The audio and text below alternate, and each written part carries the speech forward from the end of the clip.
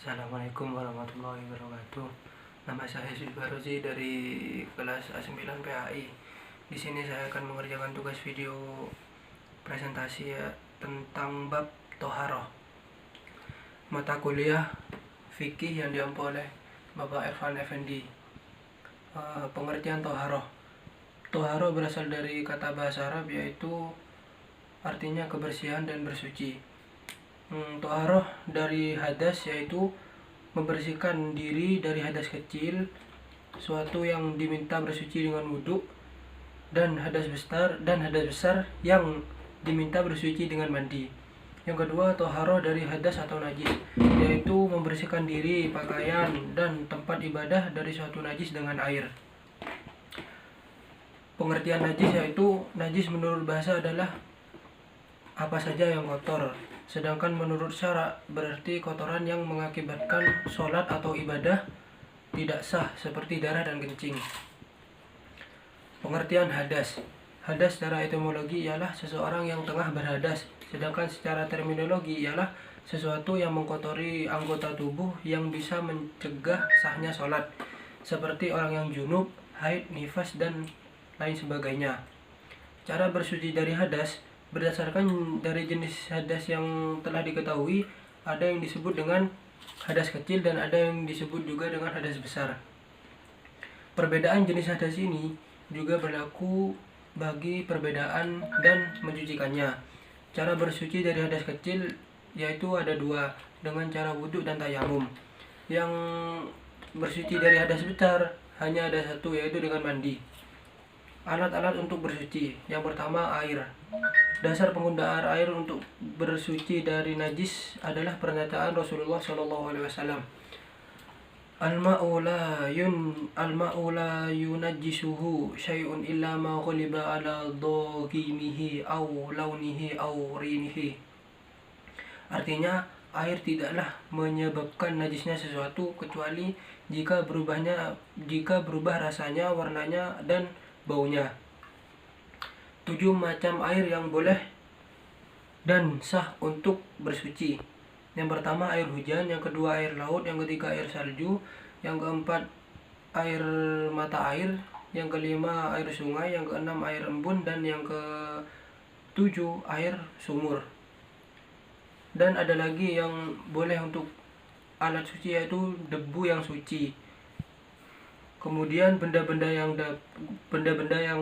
dapat menyerap kotoran seperti batu, tisu, kayu, dan semacamnya. Pembagian hadas. Hadas dibagi menjadi dua, yaitu hadas kecil dan hadas besar. Pengertian hadas kecil ialah bila seseorang dalam keadaan bernajis disebabkan buang hajat sebelum istinja, maka ia tetap dalam keadaan berhadas kecil.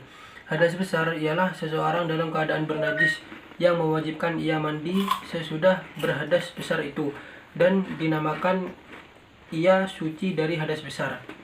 Sebab-sebab orang berhadas. Yang pertama, karena bersenggama atau bersetubuh suami istri, biar keluar mani atau tidak, maka wajib mandi. Yang kedua, keluar mani baik karena bersetubuh atau tidak seperti bermimpi dan sebagainya, wajib mandi. Yang ketiga, sebab buang kotoran, haid. Sabda Rasulullah SAW dari Aisyah radhiyallahu anhu berkata, telah bersabda Rasulullah SAW kepada Fatimah bin Qubaisy, bila datang haid maka tinggalkanlah sholat, dan bila telah habis maka mandilah. Yang keempat, karena nifas, darah yang keluar sesudah melahirkan. Bila darah nifas itu telah berhenti maka diwajibkan mandi. Pembagian najis. Secara wujud, najis dibagi dalam dua macam, yaitu najis ainiyah dan najis hukmiyah. Pengertian dari najis ainiyah. Najis ainiyah adalah semua jenis yang berwujud atau dapat dilihat melalui indera mata atau mempunyai sifat yang nyata seperti warna atau bau. Contoh adalah seperti kotoran, kencing, dan darah. Sedangkan najis hukmiyah adalah semua najis yang telah kering dan bekasnya sudah tidak ada antara warna dan baunya. Contohnya adalah kencing yang mengenai baju yang kemudian kering sedang bekasnya tidak nampak.